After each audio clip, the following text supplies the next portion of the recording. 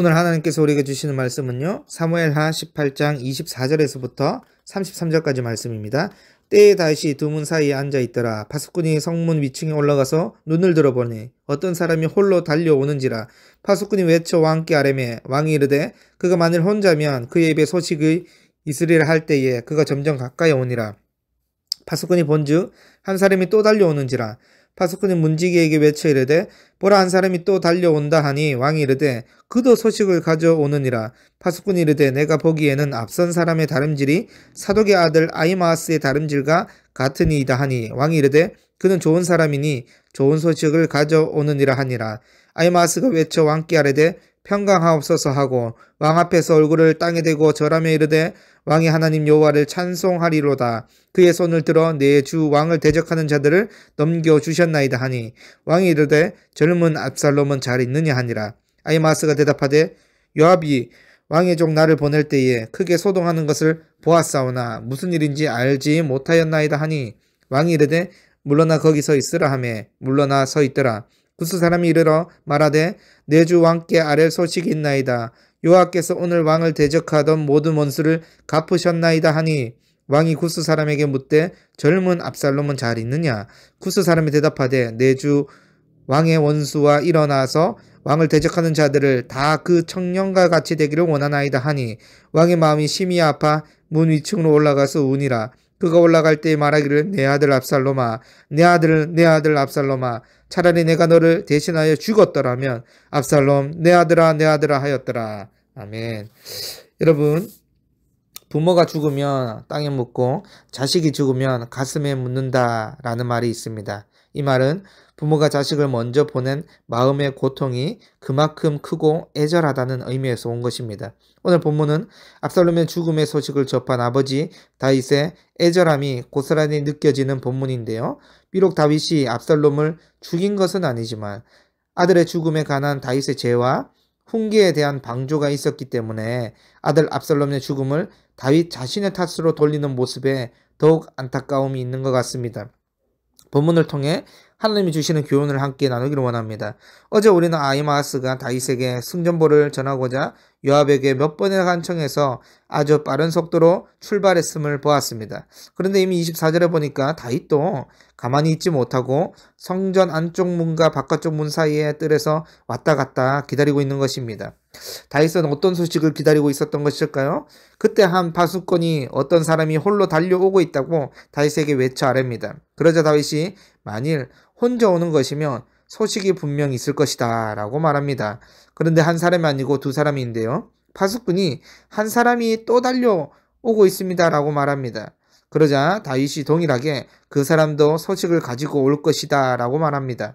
여러분, 이때 다윗이 기다리는 1분 1초는 굉장히 크게 느껴졌을 것입니다. 이어서 파수꾼이 다윗에게 말합니다.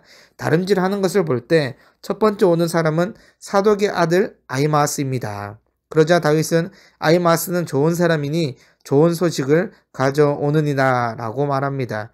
여러분, 다윗에게 있어 좋은 소식은 무엇일까요? 그것은 바로 압살롬의 생사 여부입니다. 왜냐하면 아히마아스가 도착하자마자 전쟁의 승리를 알려주었지만 다윗의 관심은 오직 아들 압살롬에게 있기 때문입니다. 사무엘하 18장 29절 말씀인데요. 왕이 이르되 젊은 압살롬은 잘 있느냐 하니라. 아히마아스가 대답하되 요압이 왕의 종 나를 보낼 때에 크게 소동하는 것을 보았사오나 무슨 일인지 알지 못하였나이다 하니, 기쁜 마음으로 한 걸음에 달려갔던 아히마아스는 다윗의 질문에 당황해하며 자신이 떠날 때에 큰 소동이 있었지만 무슨 일인지 정확히 알지 못한다라고 얼버무립니다.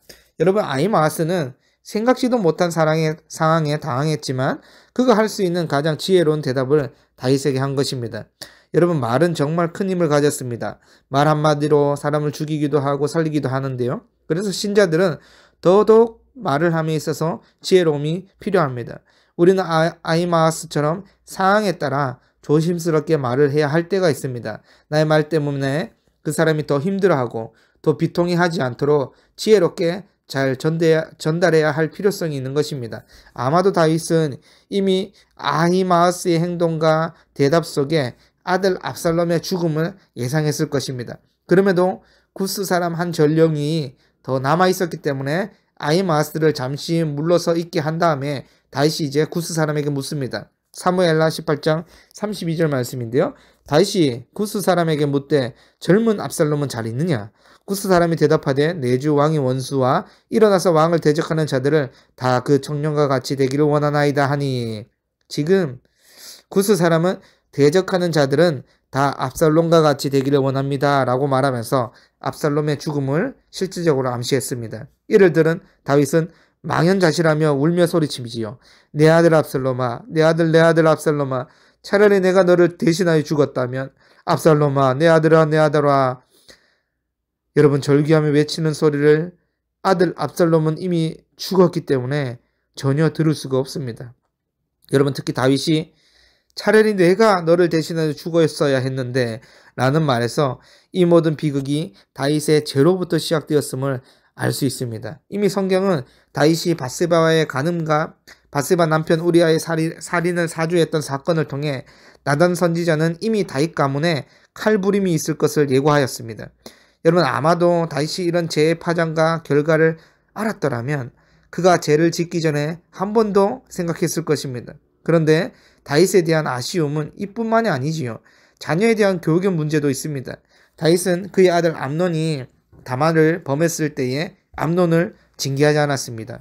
또 압살롬이 암논을 죽이고 도주했을 때에 압살롬을 징계하지 않았습니다.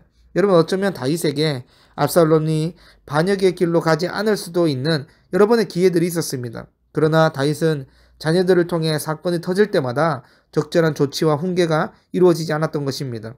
오히려 다윗은 압살롬이 외국에서 망명 생활을 하도록 방치했고 사면한 뒤에도 압살롬을 보지 않았습니다.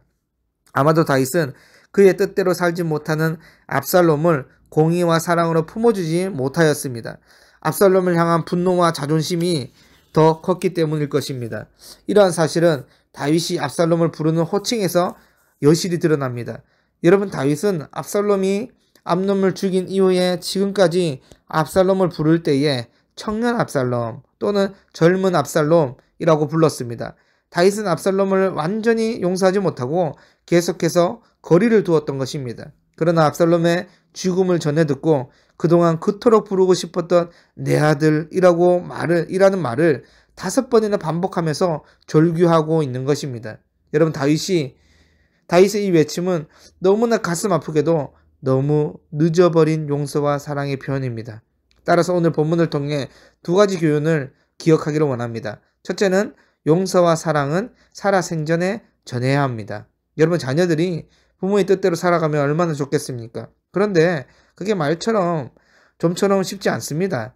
압살롬처럼 문제를 일으키고 사고를 치는 자녀들도 주변에 많습니다. 그때 이 자녀에게 가장 필요한 것이 관심이고 훈계이고 사랑입니다.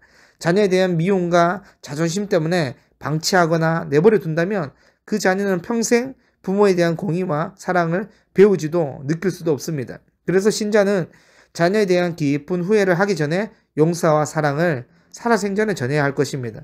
둘째는 죄의 결과와 무서움을 신자들은 기억해야 합니다.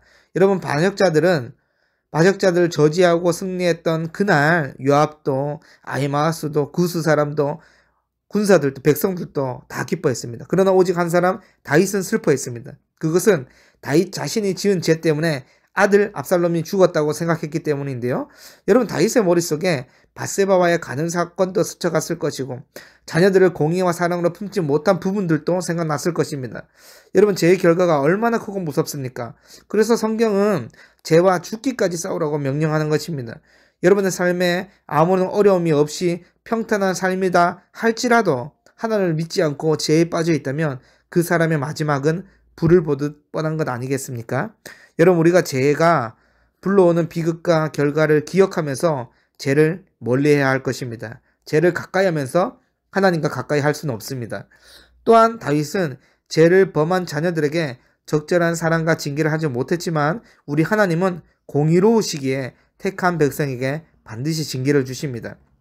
히브리서 12장 11절 말씀인데요. 무릇 징계가 당시에는 즐거워 보이지 않고 슬퍼 보이나 후에 그로 말미암아 연단받는 자들은 의와 평강의 열매를 맺느니라. 우리가 죄의 결과를 통해 하나님께 징계를 받을 때도 있습니다. 그러나 절대 슬퍼하지 마시기 바랍니다.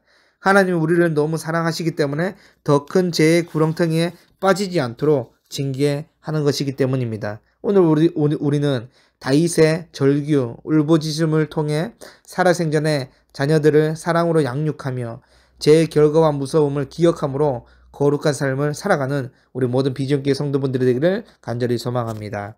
하나님 아버지 감사합니다. 오늘 다윗의 절규하는 모습을 통해서 우리가 살아생전에 자녀들에게 훈계하고 사랑으로 용서하고 또 적절한 관심과 조치를 취할 수 있을 뿐만 아니라 제 결과 무서움을 기억함으로 하나님 앞에서 거룩한 삶을 살아갈 수 있도록 은혜를 더하여 주시옵소서. 감사드리며 우리 주 예수 그리스도 이름으로 기도드립니다. 아멘.